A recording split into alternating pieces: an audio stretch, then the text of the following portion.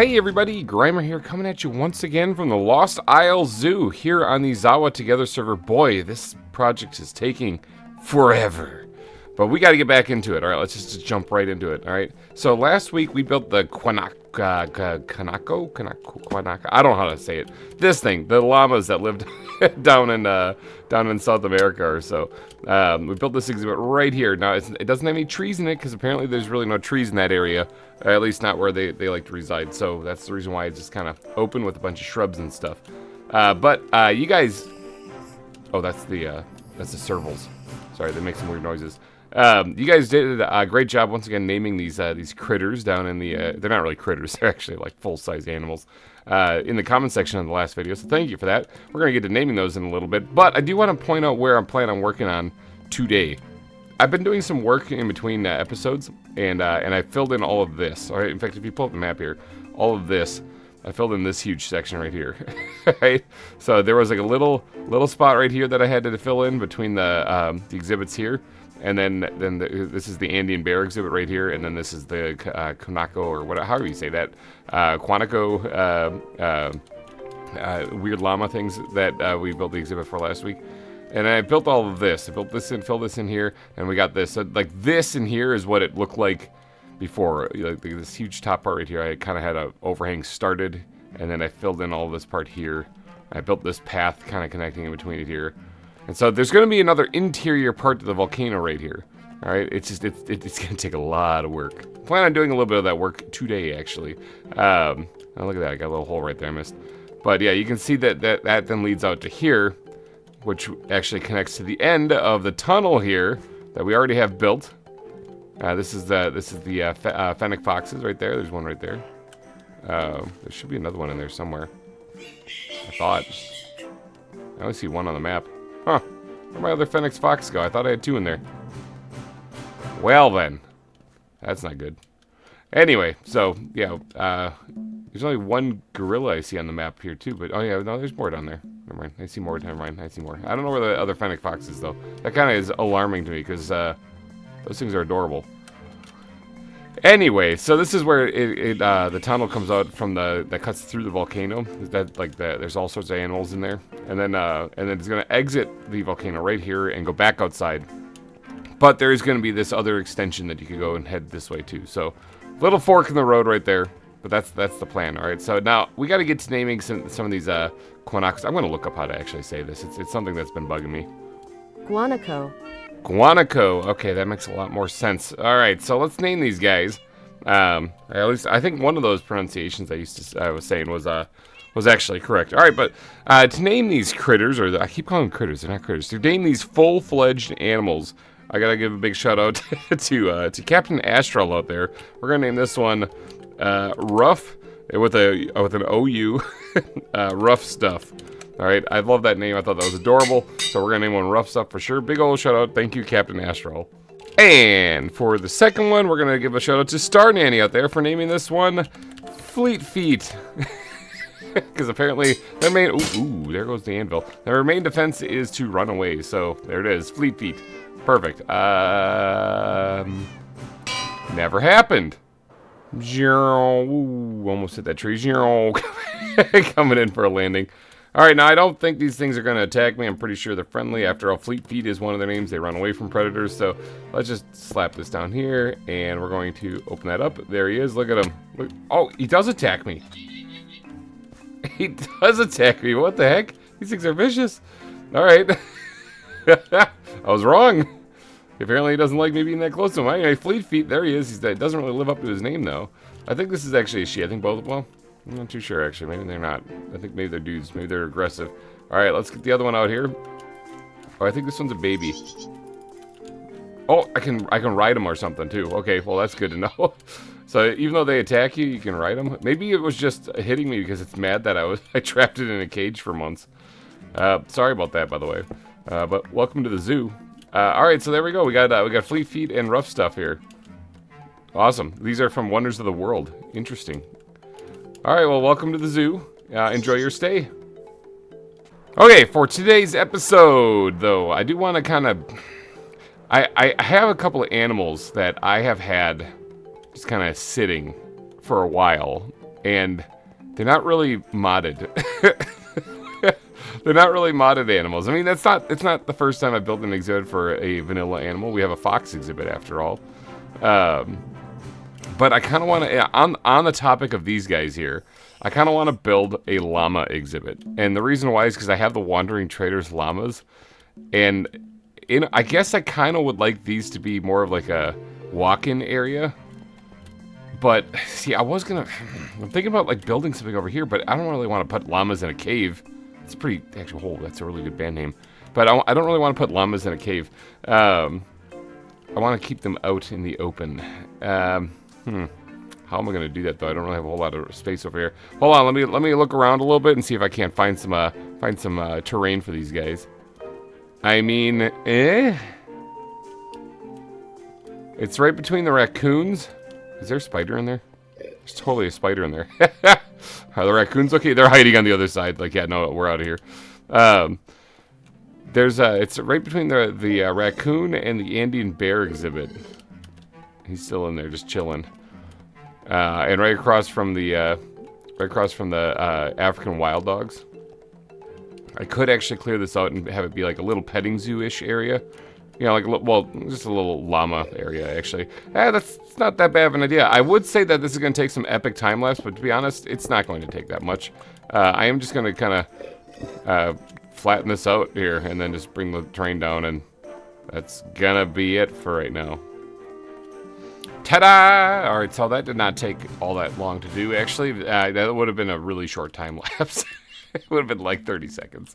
Alright, so I just added a little bit of like a peninsula right here to kind of explain the one block drop right here in the path, you know? And then I opened it up right here, flattened it out, carried the cliff down right here, and voila, we have this. Now this, I think, will make an excellent exhibit for some vanilla llamas. All right. That's what I'm going for. Now this is going to be a walk-in exhibit, so that you can actually interact with the animals. I think there's no way for them to get out of here. It looks a little like weird because there's like blocks they can climb up here, but I don't think they can get out of here. I mean, maybe right there. I don't know. I'll have to keep a close eye on them. But yeah, I'm gonna put them right here. Now, instead of using these steel fences right here, which I think look really nice for the main exhibits, I'm gonna actually probably use some like good old-fashioned vanilla fence posts for this part right here. But before I get around to doing that, I'm gonna go ahead and design the path. Now, llamas. Well, in the field that this is going to be in, where people can walk in and pet them, I want to make sure that they have water. This isn't supposed to look like an actual natural terrain. This is supposed to look more like a petting zoo area. Okay, so there's probably gonna be like a path that kind of cuts in here, that goes back and forth like a little T-shaped thing. I want to put like a little water trough back here. You know, something for them. You know, like a couple hay bales in here. You know, something like that. But let's start off with the terrain. Okay, let's look into the backpack here. I'm going to grab some coarse dirt, of course, because it is always a very good block to use. Podzol, I guess I could sprinkle lightly in there. I don't really need to go too crazy on it, though. Gravel. Gravel is something else I'd like to put in here, too. There we go. And then mulch. Where's that? Well, this is birch mulch. I was looking for, like, oak mulch, but birch might work. Maybe. Hold on. I might want to make up some, because, like, hold on. Wait. Let's look at this thing. Mulch. All right, so, yeah, like, either spruce mulch or oak mulch I thought would look really good in here as well. Oak mulch really isn't too difficult to make. Let me whip up some of that up. Okay, I got some oak mulch now. Now I just gotta sprinkle this in. I'm gonna start with the coarse dirt, kind of dotting this in all over the place, and then I'm gonna just sprinkle in the gravel, and then the mulch, and then maybe go through and dot like a block or two of podzol.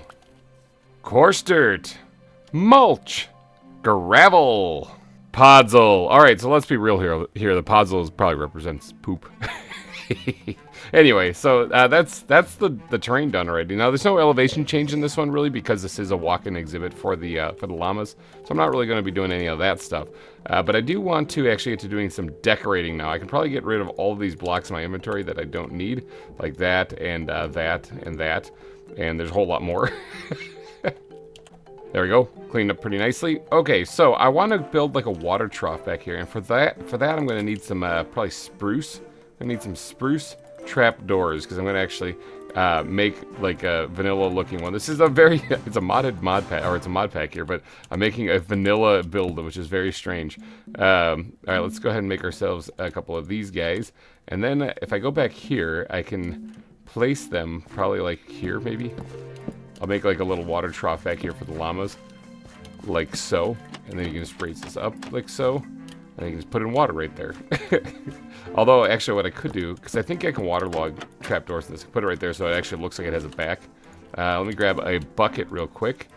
And we're going to fill said buckets. Okay. And then we're going to... Yep, you can waterlog them. Alright, look at that. Look at bam. Perfect. And this actually works as an infinite water source, too. There, we got a water trough for the llamas. Nice. Alright, that's well and good. Now, I do need some... Hold on, let me put the water back. I do need some hay bales, though. And I don't know if I have those on me. Let me throw the buckets back in here. Do I have hay bales on me? That would be under plants if I do. The answer is no, I don't. But I do have hay bales. I just gotta run back to the hidey hole. Superman landing. That was pro. I'm getting you guys. I got you guys. All right, don't you worry. All right, so let's... Let me get down here. Those trader llamas have been, those wandering trader llamas have been there for like a year or more. So it's about time that they get their own place. All right, hay bales. They're over here by the wheat field. Skippity-doo-dah. Right in here. Bam, got a bunch of them.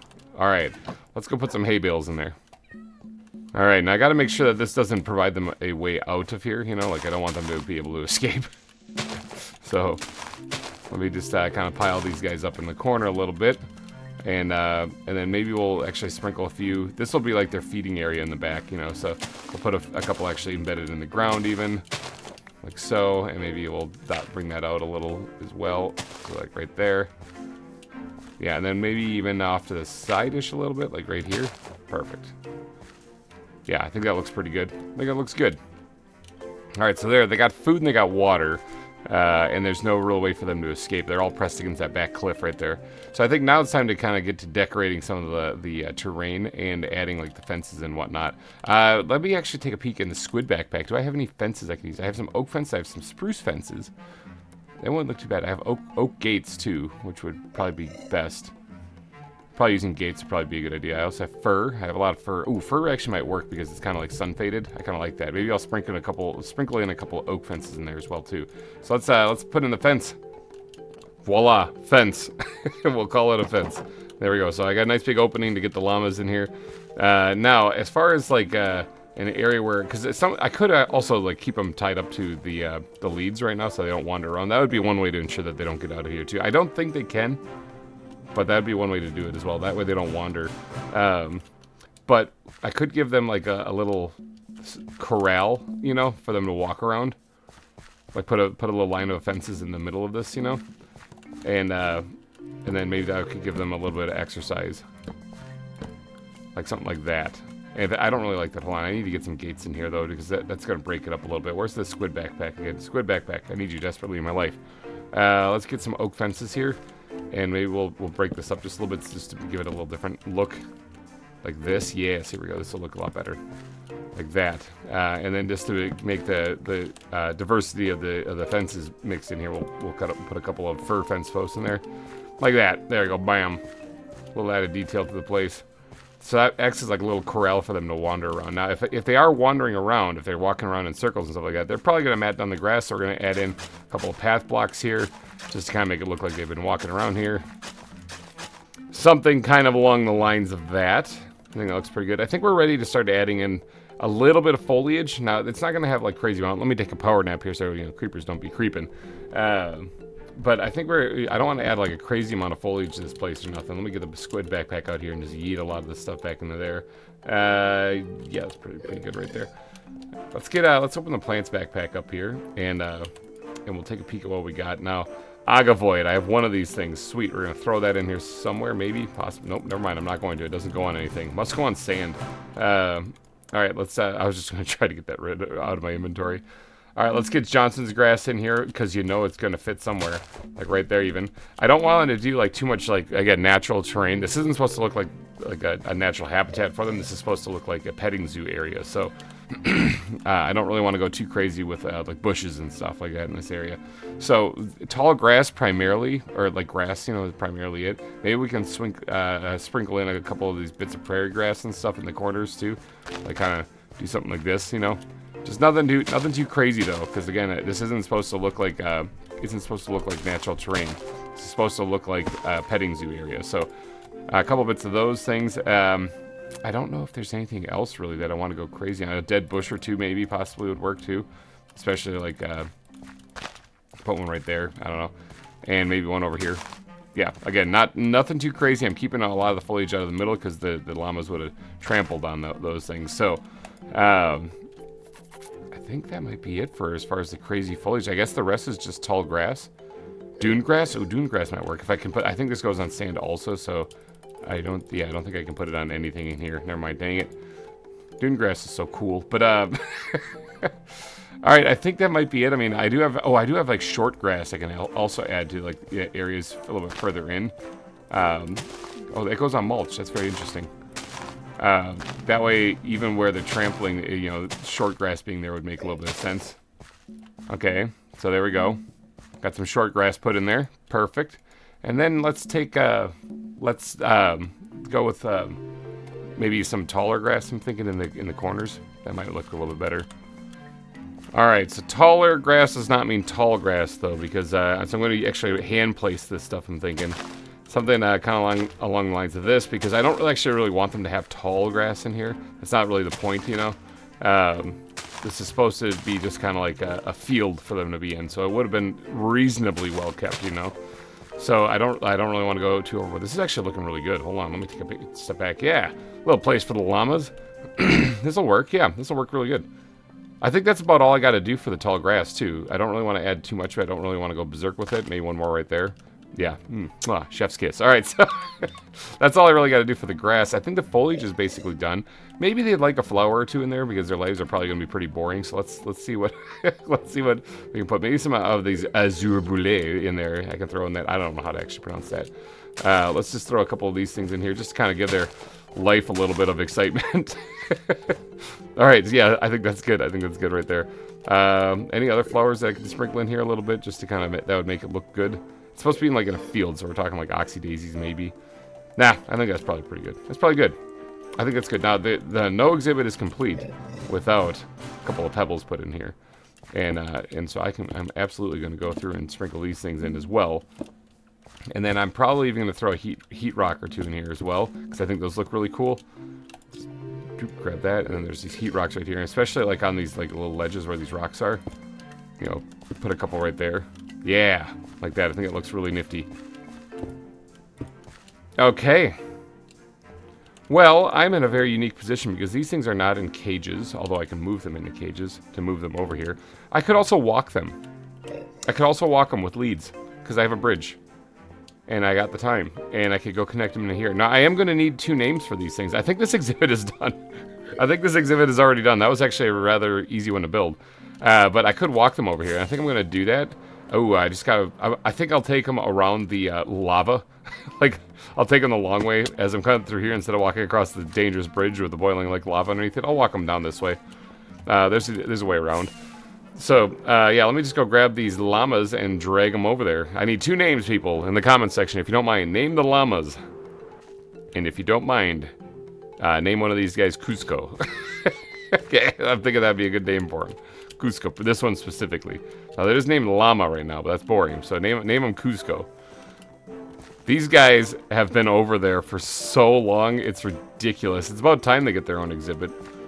It's gotta be a heck of an experience for them, though, getting to see the actual zoo now. They've been trapped there forever. Look, you guys, there's other animals in the zoo. Isn't that crazy?